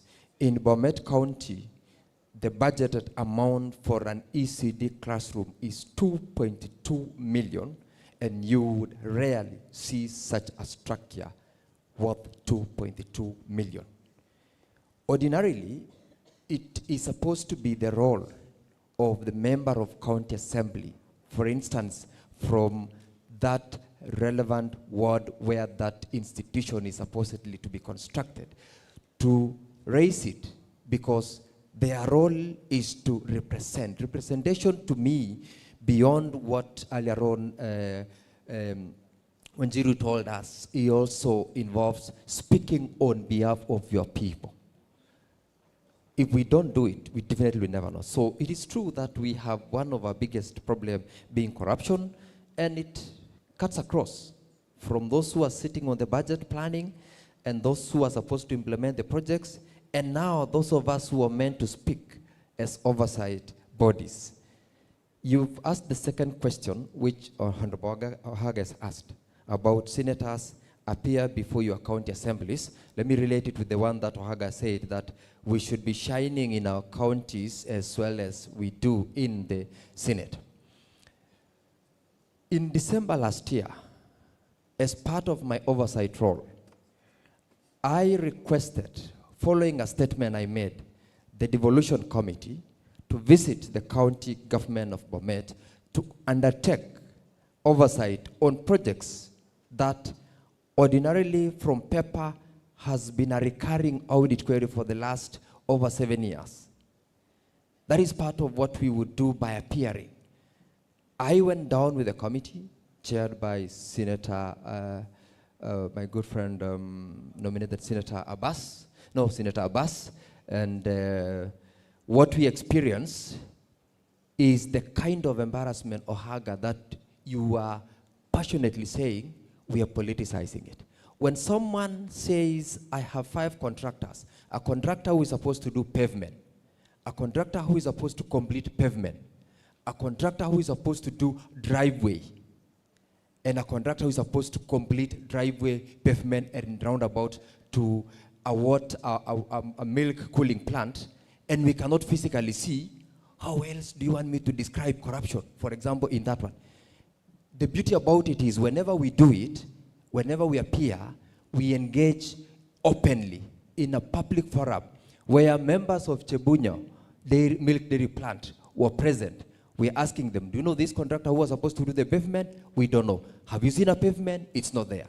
Do you know the contractor who is supposed to do the driveway? We don't know. Have you seen a driveway? No. You ask the engineer, you ask the chief officer, you ask the clerk of works. They are saying, I didn't do this report, and that is why the report from the Auditor General says this is outright corruption. As to whether we have other institutions that we have oversighted and have appeared before the Senate, there are quite a number.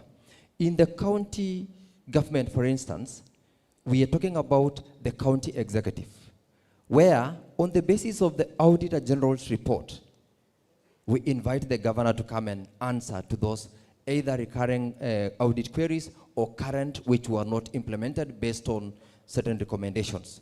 That is one of them. They appear, or sometimes a number of them, like the other day, they didn't appear.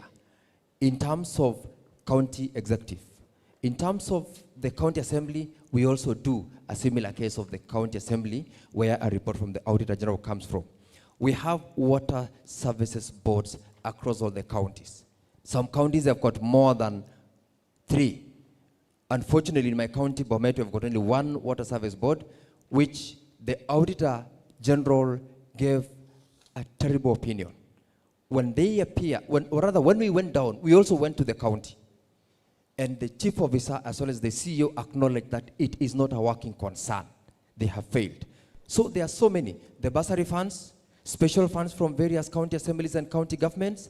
We have got a disaster fund. We've got emergency fund. We have got health institutions, because those are some of the devolved functions. When you look at Article 96 of the Constitution, look at Article 229 of the Constitution, look at Article 225 of the Constitution. 225 gives us that mandate to summon them. 229 gives us the mandate to look at the report from the Auditor General, and we look back under Article 96 and say, our role is to protect these counties and resources that we allocate to the county. So we do our bit. In most cases, I don't think senators are very unreasonable to speak to you as a honorable member in a manner that is not honorable. JLAC does not do that, where I chair. I don't think this committee, chaired by Osotsi, Agriculture Committee, does that. What normally happens is, when a report, Honorable Ohaga, says a county governor has utilized 55 million Kenya shillings to buy fish fingerlings, where a committee has appeared before that purported pond, and the governor is asked, where are the fingerlings? And he says, ask the rain. Or 10 million shillings has been used to host a party, housewarming party, in September, and in the records it indicating in December. Will you not be embarrassed when you ask such a question?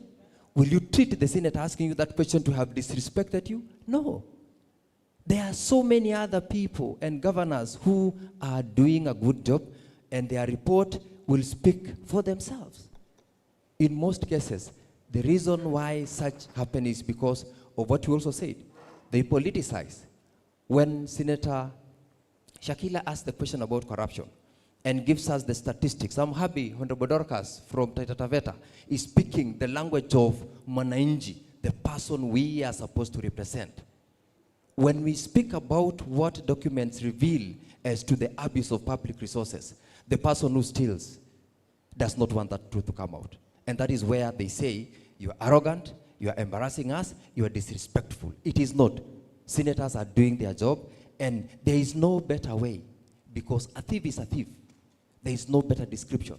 I can't sugarcoat and say, you were, not stealing, you are trying. It's theft. It's outright. And I didn't do the report as a senator, nor my colleagues. The report was done by the Auditor General. And above all, remember, audit is not a one-off process. There are around 8 stages, I think.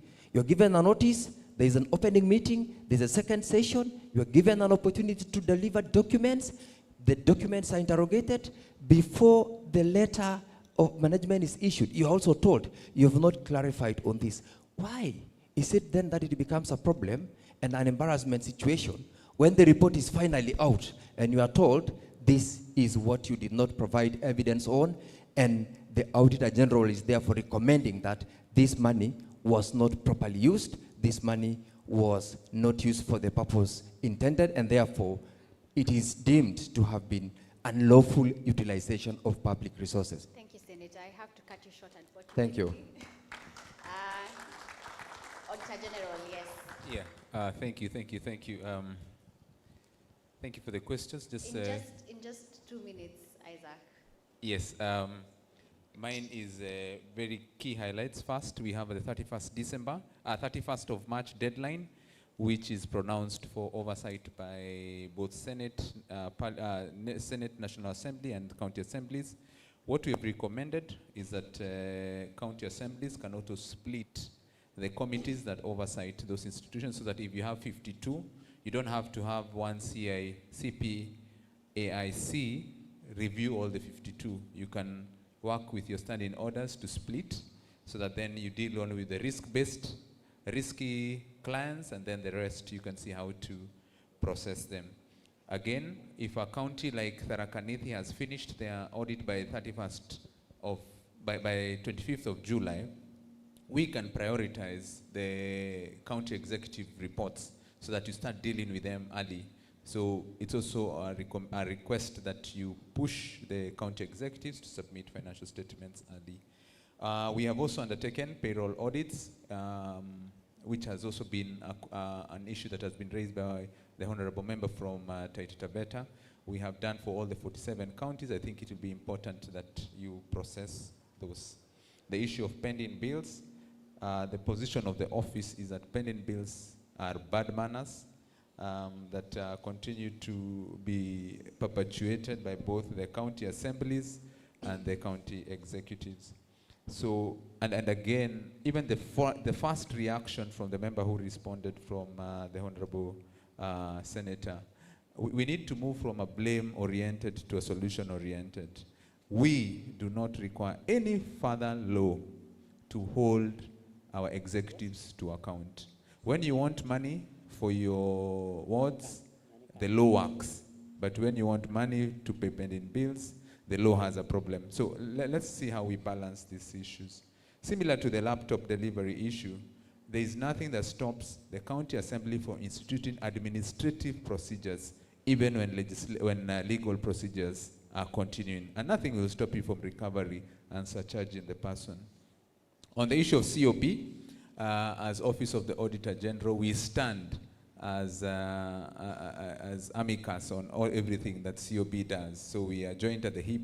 And one of the things I want to say is that in IBEC, we have been able to deal with the issue, and the chair CRA is here. We have been able to deal with the issue of requisitions from the county executives and county assemblies, and that matter was properly processed. And I know there's effort that we are seeing, and we are improving, even in the changes in the bank statements. Does Senate oversight anything else other than the Auditor General report on financial statements? Yes.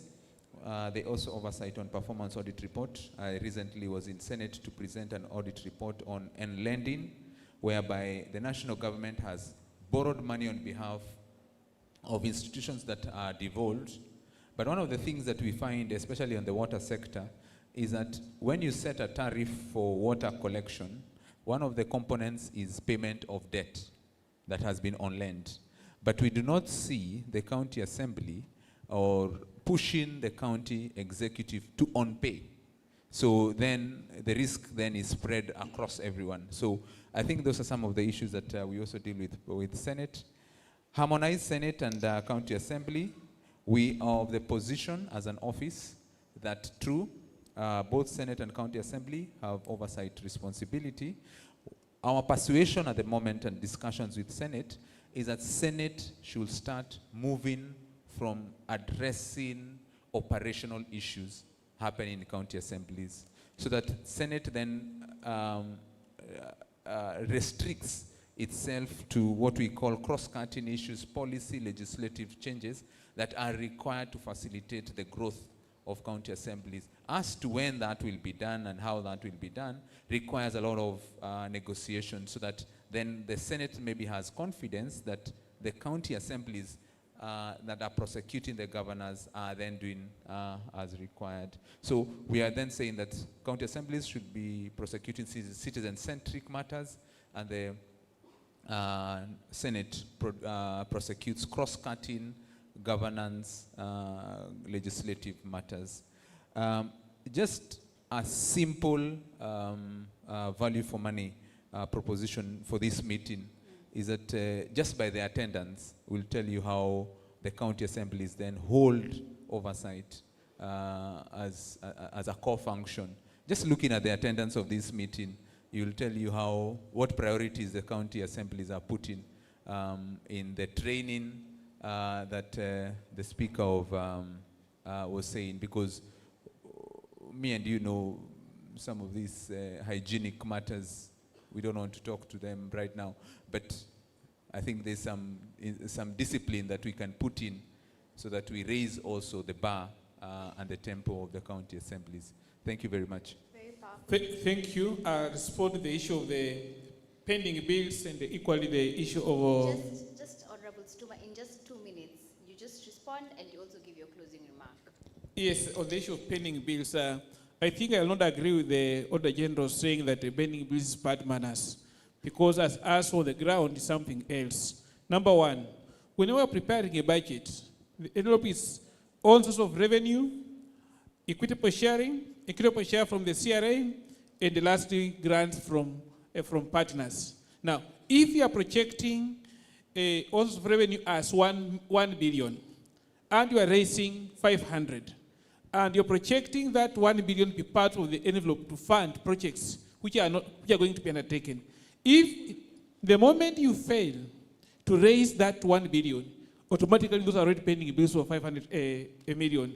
Secondly, when we are projecting this budget, 99% of our recurrent is basically funded by the equitable sharing from the CRA after CARA has been approved.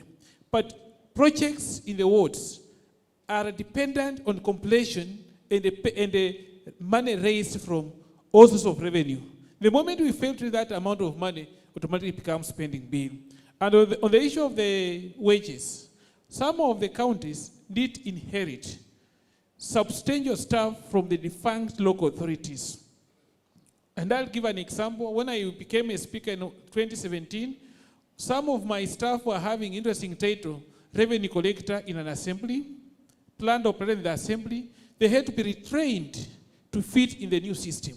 Now, such individuals, maybe they were 25. Do you chase them away from the assembly? No. So that's one of the reasons that we are having an abnormal pending bill. Secondly, in these situations again equally, when you're talking about a uncleaned payroll, when you ask the payroll of the county assemblies across Kenya, our speakers and the clerk will give you the payroll on the same day. But to go to the executive, my chairs are here of PAC, PIC, and the Equal Public Administration. It's very difficult to extract a payroll from the executive. It's like taking meat out of the mouth of a lion. It's not easy. So with that situation, you can't be able to know exactly how much are they spending of the specific payroll of their staff. So we must be able to clean the payroll, get the exact staff they're having. That's why you are asked your staff establishment as an officer of the executive, and you can't tell how many staff you're having.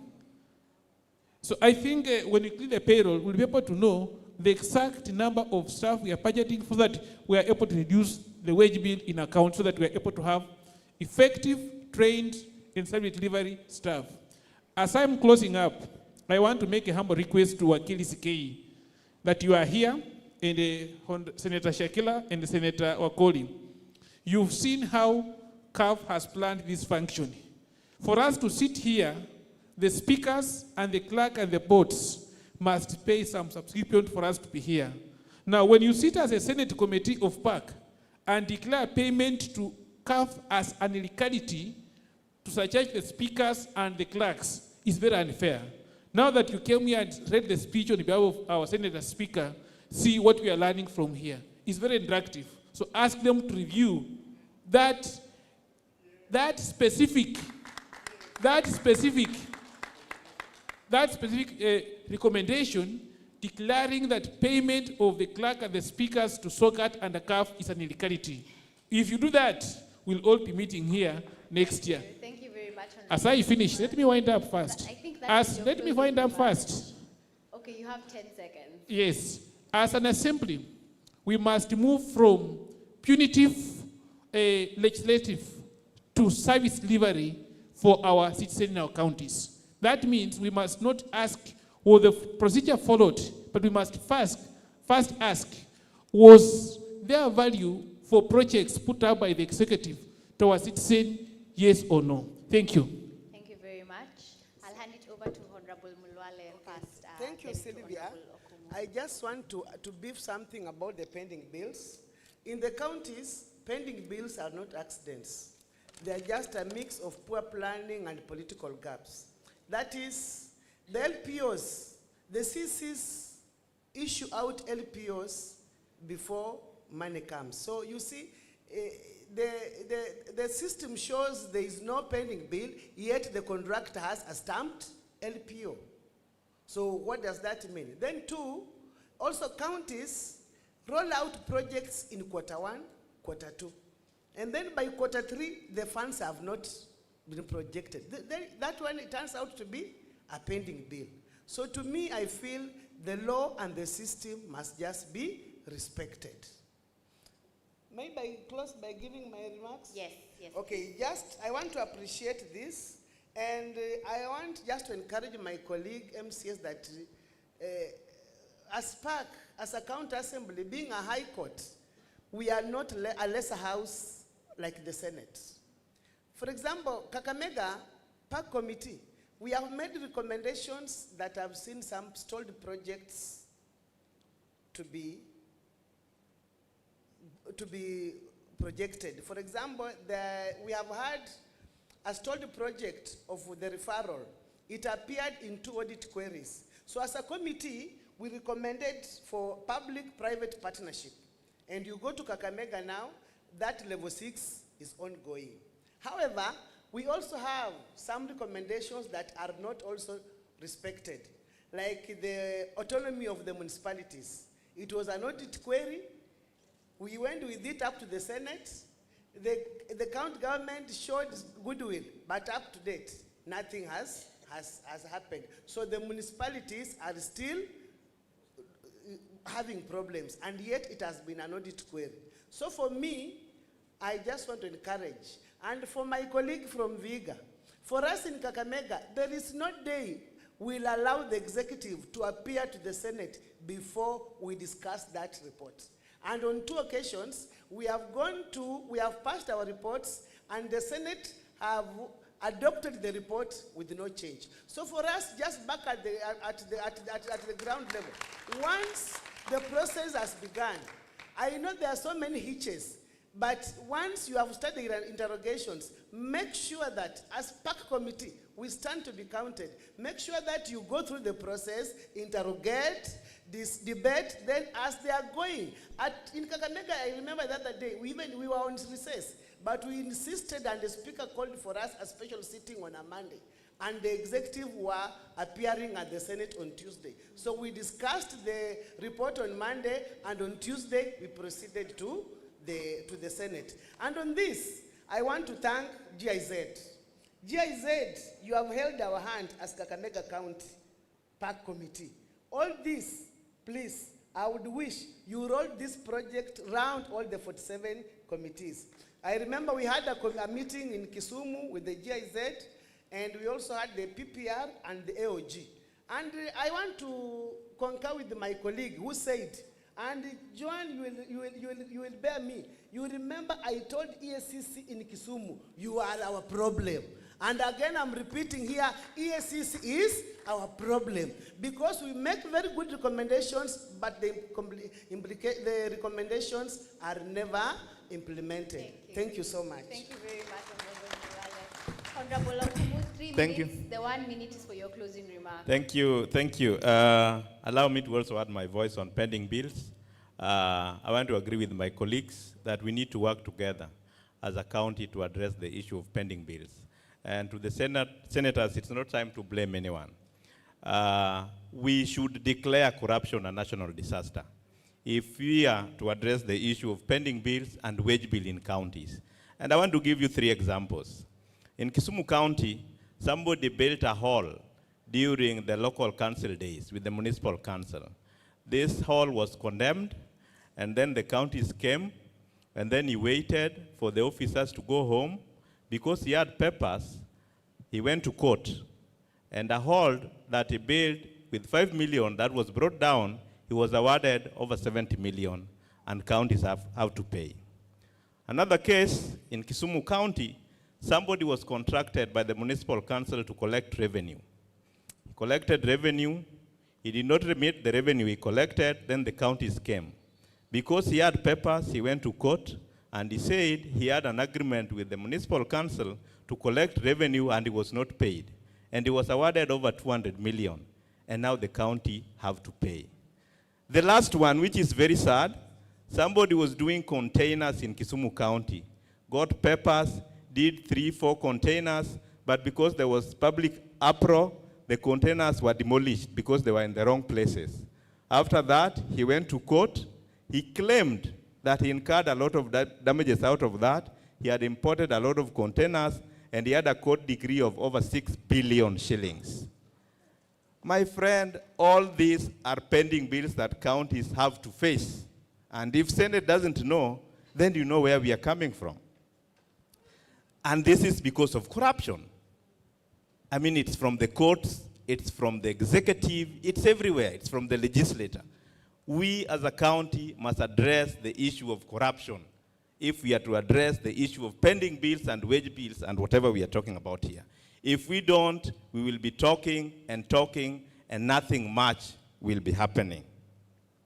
As I finish, honorable members and colleagues, we have had a very good session, and I want to thank the County Assemblies Forum for this. In Legislative Summit, we should be reviewing the legislations that we've made, the progress we've made, and how legislations that we are having are working. And brings me to the question is, are all our legislations working?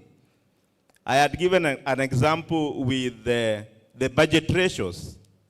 The budget ratios we have in the Public Finance Management Act can only be observed by around 9 counties out of the 47.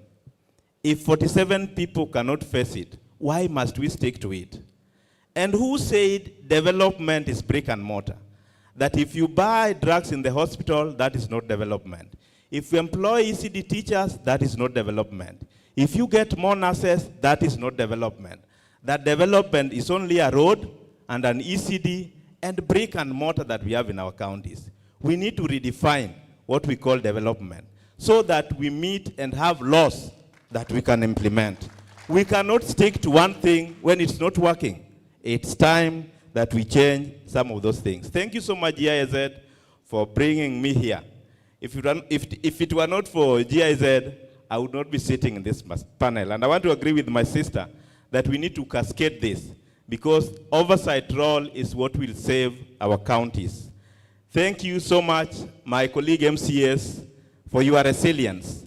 I think, in my opinion, which might be wrong, you are the only people who are holding devolution. Everybody seems to be losing hope. The National Assembly, the Senate seems to be losing hope with governors not coming. We are the only ones left. But this is time to restore this and tell the senators that we are in this together and we are committed to make devolutions work. And we are doing what we can to make devolution deliver services to the people of Kenya. Otherwise, thank you, and thank you to the people of Iseme who made me their MCA. Thank you so much. Excellent. Spoken like a true politician. I hand it to Wanjiru now. You can use my mic. You can say the last word. I think it's better if you have the last word. So there is not much to add. I really love that we are moving towards solutions because leaders have to provide solutions. It's okay to say where there is a problem, but be very solution-oriented. This last issue of the PFM's ceiling on development was discussed maybe even 5-6 years ago when it became evident that the PFM definition is not in line with the reality on the ground. So I think this meeting has to pick as a resolution to redefine this definition of development so that it recognizes what development is. The 2 points that I wanted to make, because I really agree with what the panel has said here, is that this issue of pending bills, assets, wage bill, qualified audits, I hear there that corruption should be declared a national disaster, the recognition must be that these pending bills, the assets register, and what we were told, we know that assets have been stripped of counties because these registers have been pursued since before counties came into being. But these registers have never been made public, have never been audited. The process starts and then it doesn't end. So if this meeting can make a resolution on these issues, then you pursue them with this very strong, reform-minded approach, because corruption fights back. And actually, this is where corruption is.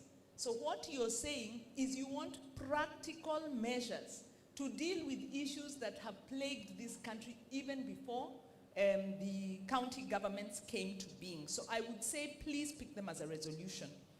The IEA held a session with students, and it was a public forum some maybe 2-3 years back on PAC resolutions. I think on Auditor General findings and PAC resolutions. It was a public meeting.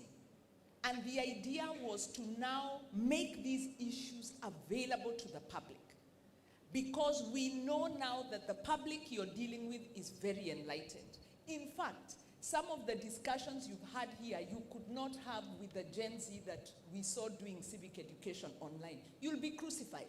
They will tell you, resign, because they were able to do civic education and to translate the finance bill overnight and translate it into mother tongue languages.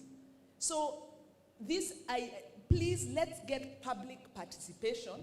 Remember the average age of the Kenyan citizen now is 19, and they are educated and they are enlightened. Those are when you say Wanjiko, the Wanjiko of the Constitution is no longer. So please let's put some of these issues into the public domain, because I think then you will have pressure to do a better job.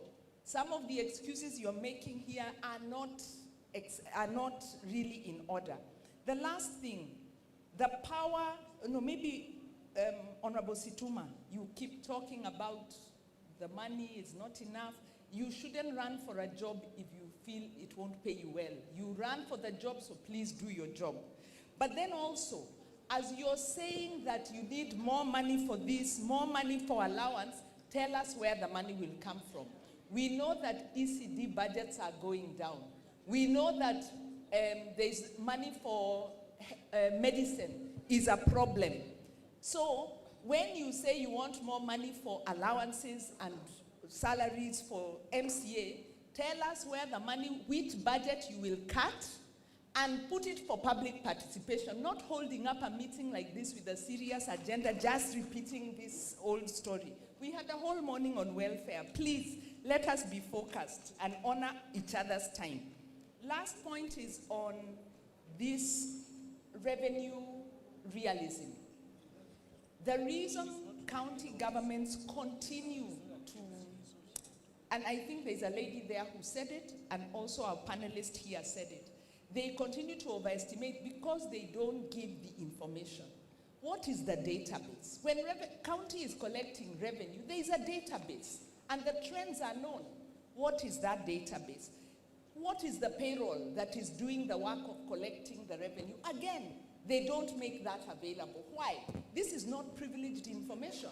This information should be with the county assembly. So what are the contracts that they have signed with the agents to collect? So don't approve. The power that the assembly has is not to approve pending getting that information.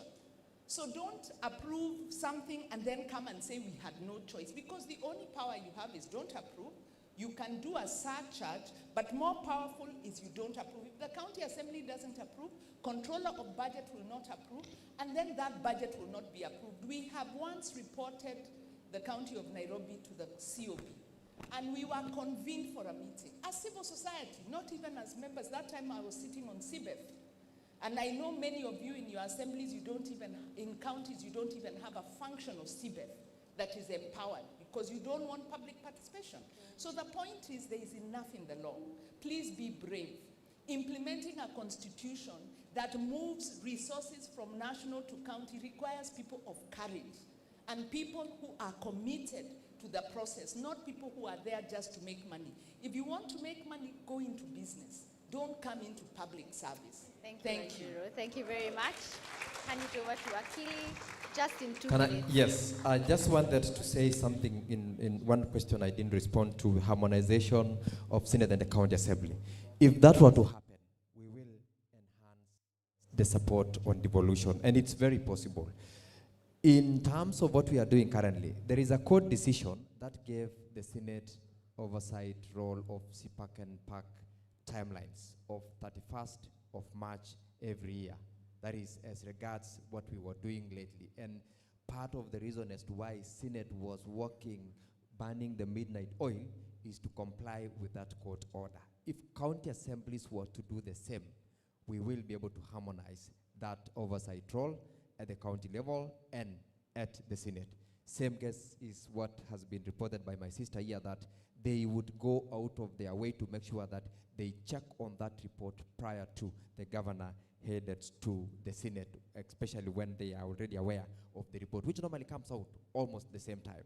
It is only the commitment that is required on the part of counterpart committees. And secondly, as JLAC of the Senate, it would be very easy and actually appropriate that we harmonize how we operate with our counterpart committees at the county assemblies. We've done that with a number of county assemblies that have come before us. I hope the rest would do with the counterpart committees, whether it's PAC or CPAIC. That way, we'll be able to work as sisters and brothers, both in terms of devolution, protection, and service to the public. Lastly, don't approve budgets for projects which are outside CIDP and ADPs. That is an avenue for corruption.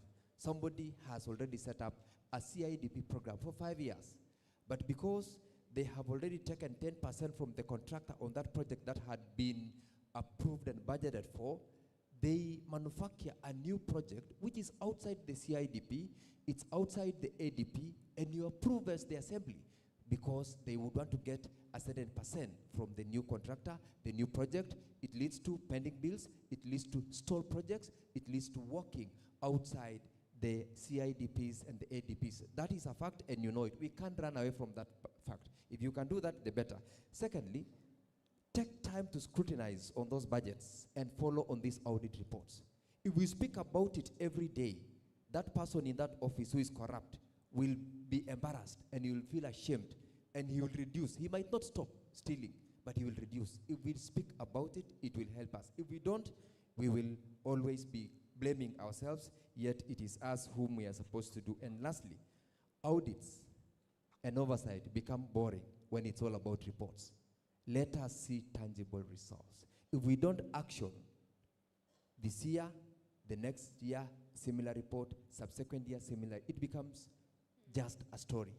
Let us action where we can, because we have the mandate, as we've been told. We are strong. We are not subservient to the executive. You have a constitutional mandate to do it the way we do. Let's do it, because I always say there is no friendship in leadership. If I'm doing my job, if I talk ill of someone who has stolen, I will not stop being a friend merely because I've done my job that the law allows me to do it. If he or she wants to take it as if it's personal, so be it, because otherwise I will be free, my conscience will be clear, I have done that which I am supposed to do as a public officer. Let us rise up and do it. I know it's possible, we can do it. Thank you very much. Thank you very much. Thank you very much. Please, a round of applause for this panel. I think this was very exciting, lots of things to learn. We've discussed coordination, we've discussed outcome-based language, we've discussed working closely with the public, and we hope that we can be able to see this cascaded down to the counties, not just from Senate, but even within the county assemblies. I like what Wanjiru said, and I'll leave it on that note. Be brave, be brave, be brave, and we can be able to ensure that oversight is effective. Thank you very much. I'd like to invite the panelists for our group photo.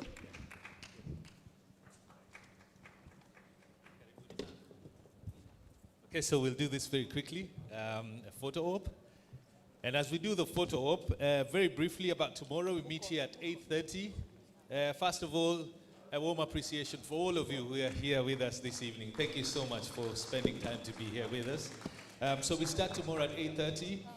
We have general session number 3, which is affordable housing, quite interesting, and urban development, county assembly's role in Kenya's housing transformation. Once again, ladies and gentlemen, put your hands together for our lovely moderator, Sylvia Katua, our presenter, Wanjiru Gikonyo, Senator Hila Kiprotich-Sigei, Mr. Isaac Nganga, who is the Deputy Auditor General, the Honorable Emmanuel Situma, Speaker Bungoma County, Seth Okumu, Member of the County Assembly, Kisumu County, and last but not least, the Honorable Ann Mulwale, Member of the Public Accounts Committee. Before we leave, please settle down.